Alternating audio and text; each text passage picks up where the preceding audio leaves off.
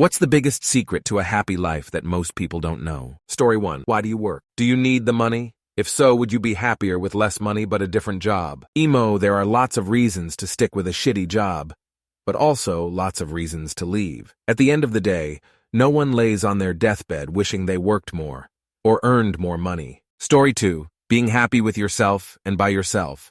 Stop searching for everyone else's approval. If you look for it, the most unhappy people are the ones always trying to show everyone else how happy they are. If you need others to make you happy, you will never truly be happy. I love seeing people do things like going to the movies by themselves or eating at a restaurant alone.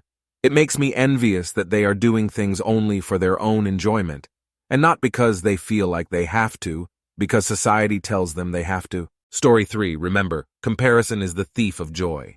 The only competition you really have is with the person you were yesterday. Other people don't count, so comparing yourselves or your life to theirs is a fool's errand. You'll avoid so much stress and heartache if you can master this. Story 4. Enjoy the seemingly insignificant little moments because that is what makes up most of life. Be it a delicious coffee, the leaves rustling in the trees, or a particularly gorgeous sunset, there is no true purpose of life other than living it. Remember that you never know what someone is going through. That person who flipped you off in traffic may have just experienced the death of a family member. That old woman who's being a bitch about her coupons to you at your job as a cashier may have nothing else to look forward to. Give people grace, even if they truly are just dickheads. It helps to consider there could be more going on and not to let it ruin your day. Wherever you go, there you are, means a lot to me and happiness. If you're constantly waiting for summer, you'll never enjoy the winter. If you're constantly looking forward to your next trip, you'll never be happy doing the mundane. Find the reason in everything. If your relationship just ended, be sad and grieve but looking for the reason it ended. Be it propelling you into the next, more right relationships or even teaching you a lesson about yourself, makes the bad times feel less severe. After all, everything does happen for a reason. Story 5. People won't care about you unless you conform. So don't conform, and the people that stick around are the ones you want. Society is so twisted and cruel. Ignore the trends and just vibe with what feels right. If people get pissed, assuming you don't get arrested, fuck 'em. Story 6.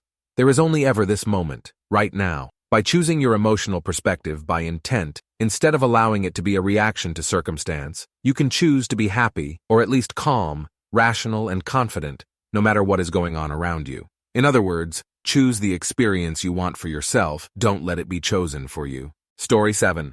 Realizing that like most or all emotional states, happiness is not meant to be constant at all time in a permanent way. Humans are meant to experience a wide range of emotions over time. Trying to be in one emotional state at all times, whether that state is anger, sadness, lust, fear, or happiness, is a path to ruin. Don't get suckered into the trap of trying to be happy all the time. Instead, focus on creating a life and living situation comfortable enough that when negative emotional states arise, you have the things, and more importantly, the people you need around you to help ease the suffering and restore you to balance. Story 8. Manage your expectations. Read. Significantly lower/reduce/remove them. Things rarely work out as planned, and if you live thinking they will, then you'll be frustrated and disappointed frequently. Story 9. Trust me when I say this. Happiness is a choice. If I told you the top 3 things I have been through, you would agree I have no reason to wake up every day and be happy. I choose to be happy. It is easy to let your circumstances dictate your mood or behavior. That leads to a lifetime of depression that has a trickle-down effect on everyone else in your home, your spouse, partner, your children, possibly affecting their lives so negatively that the cycle is almost too hard to break. I lived that with my mom. No, refuse to be a victim. Rise every day, show your face to the day, and choose happiness.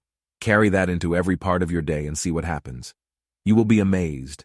Story 10. Turn a negative into a positive. Like if it's raining and your shoes are wet and get mad? Think. Sit a stare at the rain and see how it's helping all the plants around you grow. Flat tire? Maybe it's a blessing in disguise and probably avoided a crash or someone hitting your car because of timing. Think positive. It's hard but possible. Story 11. If something is making you unhappy and you have the ability to cut it out of your life, do it.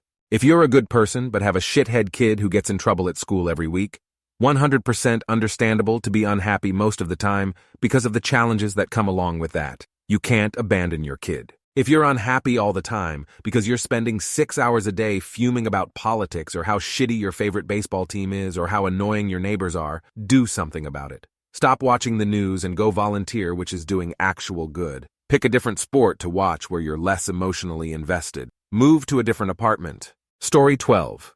Happiness is based on circumstances like when you get a gift. Strive for joy and peace. As long as you stay true on who you are and never step on others on your pursuit of happiness and goals, you're on the right track. Unhappiness comes from striving the wrong things which are not good for your well-being, like striving material possessions others have. Focus on what you have and not what you're lacking. Focus on your strengths, not your weaknesses. Story 13. Viewing your life as if a sitcom, basically not taking things too seriously, and find the humor in every situation. Also calling things people silly when something's not going right, to signal your brain not to take it personally. Story 14. Enjoy the present moment. It's all you ever have. Focus on the little things that bring you joy, like a nice breeze or a soft pillow, or whatever it is that brings you joy. Then be thankful that you are alive to experience these joys, and remind yourself how lucky you are to have this life to live. Actually focusing on the joy in your life will result in less time spent on worries and what-ifs. Actually being thankful about what you have will make you less of an asshole in society. Story 15. A lot of these are going to feel pretty unhelpful if you're very depressed or if you feel really mentally or physically stuck in a bad situation. Happiness is a lot like everything else in nature. Nothing in nature just shows up.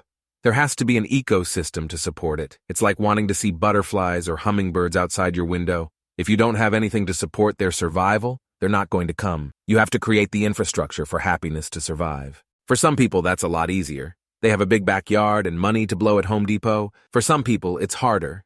But it's never impossible. If you want to be happy, you have to decide what the hummingbirds of your life are and figure out how to build an environment that will support and attract them. It's easy to groan when people say, "Have you tried yoga or vitamin D?" But building a metaphorical garden for happiness takes a lot of small, seemingly insignificant steps. Taking the shower, eating a vegetable, going outside are all ways to build a garden that will attract happiness. Gardens don't just happen. They take a lot of work and maintenance, but they're worth it. If you want happiness, you have to make an environment where it can survive first. Story 16. There are so many things that contribute to a happy life, but at 55, I've discovered 2 things that for certain are top contributors. Don't lie. Seriously, how obvious is this? Don't even white lie. There's a huge difference between being cognizant of someone's feelings versus the little white lies we tell. Oh, I lied to her about how she looks to make her feel better, and avoid an argument. Be honest, but be kind. Just an example. People intelligent enough to be reading this should be intelligent enough to figure it out. Stop worrying about what anyone thinks. Be yourself and don't give 2 craps about what anyone thinks. About anything. This is especially for you young kids. Remember, I was a kid too once upon a time.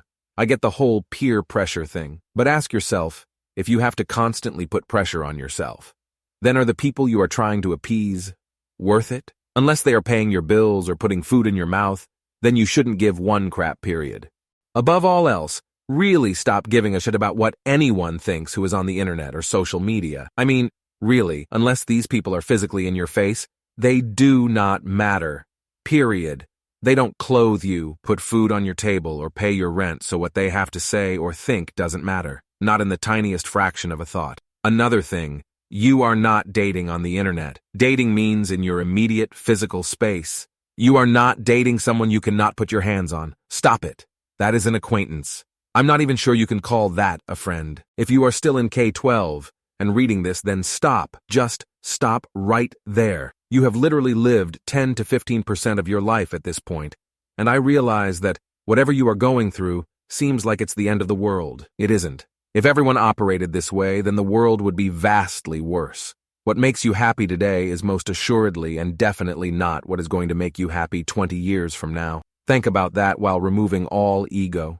Look, it's hard enough to work on your own happiness when you are solely focused on yourself. Allowing all these other outside influences that do not matter dictate to you your happiness is foolish and wholly unnecessary. If you don't have to do it, then why do it?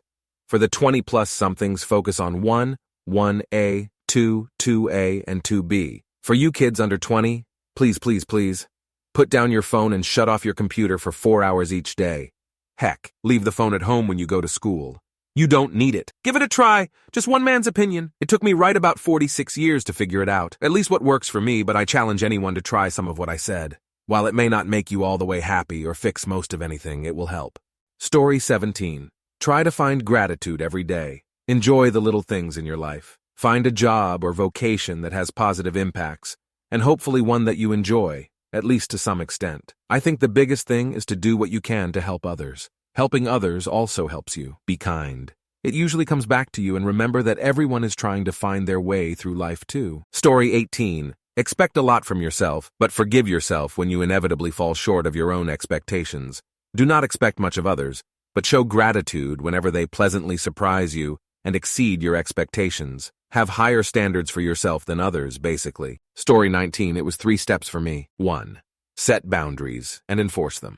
When people can't constantly take your time and energy, you will feel immediately better. 2. Remove yourself toxic situations and rid yourself of toxic people. If it means switching jobs, do it. If it means moving across town or even to a new country to create physical distance from toxic family, do it. Get rid of shitty friends so you can open yourself up to better ones that will have your back. 3. Stop worrying about what other people think about you and start living for yourself. 95% of people don't care about you that much, and the 5% who want to judge you are unhappy in their lives and want something to complain about. Story 20. Get off of social media. Go out and do something, doesn't matter how small. Plant a tree, build a model, play a game, tickle your spouse, cook a meal. It really doesn't matter. Just do something you enjoy. Have fun. Part of the reason for there being so much depression is because people are riddled with financial insecurities nowadays. They have to work long hours at jobs they dislike just to not be able to afford their bills. This is a major part of happiness, financial security. But another part of happiness comes from doing something you enjoy, and then being able to take a step back and feel proud of what you accomplished. A short while ago, I did some of those RoboTime models. I've never done model work before, and I'm pretty sure I screwed up a bunch along the way. But it didn't matter, and in the end, I was happy with what I did, and the completed models now sit on my bookshelf. Conversely, I used to love playing WoW, until it felt increasingly like it became a punishment to want to play. Every time I logged on, I had to do a bunch of chores and stuff, run a bunch of dungeons, grind professions, etc. Also, I could be shut out of PvP, not be good enough to run raids, and deal with the toxic shit show that is Mythic Dungeons. It wasn't fun. Eventually, I could take it no more, and I just quit because I was that sick of the culture and people. Doing so felt wonderful. Story 21. I have a lot of them, and they will grant me insults from crypto coins enthusiasts and live laugh love sectarians. You don't have to hit back, you can walk away. What everybody says doesn't matter. You don't have to argue, you can keep silence. To an argument, it is needed 2 persons. If you don't reply, it stops. If you hit someone, you are hurting yourself more than the other person. You have to get well with yourself as a priority before you can be at peace with anyone else. You are weak as anyone in the world. As soon as you accept it, you will forgive yourself for failing and be at peace with you and your mistakes. Find your own pleasure, not what's trending, not what your closest friends enjoy, your own personal pleasures. Friendship is priceless, and as anything priceless, it's very hard to find. Don't worry if you don't have one. Friends come and go, and they will come in the strangest ways. Just stay open-minded and don't judge. You don't need that fancy new thing just because somebody else has it. Just live as comfortably as your income allows you. You don't need credit card. Buy what you can, not what you can't. You don't need a virtual social media profile. You don't need to demonstrate anything to anyone. Just watch, follow, share, and show whatever you want, if it makes you happy. Story 22. Ignorance. I don't read the news or follow politics, and I don't use any social media aside from Reddit. And I often find myself on a better mood than any of my coworkers. All they do is complain, and it all becomes an echo chamber. I just focus on the present moment and myself. Finding stuff in life I enjoy doing and doing exactly that, while keeping my head buried firmly in the sand. It's fucking great. Story 23. It's okay to do nothing. You do not have to strive to make the most of every single moment. It's exhausting and unsustainable. As a chronic A-type personality, I'm finally letting that lesson sink in. Time slows down when you do. In a way completely against what we're taught. You actually feel like you've had more time when you don't cram every little space in your schedule with a task or goal. Look at how carefree most animals are. My dogs, for example. And then look at how often they just lounge around and sleep or stare out the window at the world going by. We aren't robots and we're never meant to be on, mentally or physically, 24/7. Story 24. I tried being a wife 3 times. It just never worked out. It wasn't them, it really was me. I'm just not the kind of person that can handle long-term monogamy or being tethered to one place. The secret to my happiness was just admitting to myself that the American dream of having a house with a little gay fence around it, a bunch of kids, and a spouse just wasn't my dream. You have to embrace who you are. It helps if the real you fits within the bounds of the law, at least. If the real you is a serial killer or a dog fucker, I'm sorry. You're going to always have to be on the DL. Story 25. For me, it's being comfortable with a middle-class life. I currently make a good living, but people at my work are always talking about that next big promotion or what's next for your career. Obviously, you need to think about your career and future outlook, but I look at my manager and those that are in upper executive management, and they spend so much time working. A 40-hour work week is just not a possibility for them and their level of responsibility. Yes, they make more money, but I don't think the extra money is worth it. I'm happy living a relatively modest life. I can comfortably pay rent, been saving up for a house, I can go out to eat relatively frequently, and am able to afford travel a couple times a year. I recognize that's better than a lot of people have it, and I'm grateful for that. But I don't really see the need to move on to management. I'm satisfied at my career level as an individual contributor. Story 26. Learning to be content. Advertisements and sales, which are so much a part of our everyday lives and culture, are trying to tell us that we can't be happy until we have insert item or experience. Learning to be content and see what is actually important in this life is liberating. You will never find someone on their deathbed saying they wish they would have bought more stuff. It is countercultural, but is a necessary step towards happiness. Story 27. So much of it is a choice.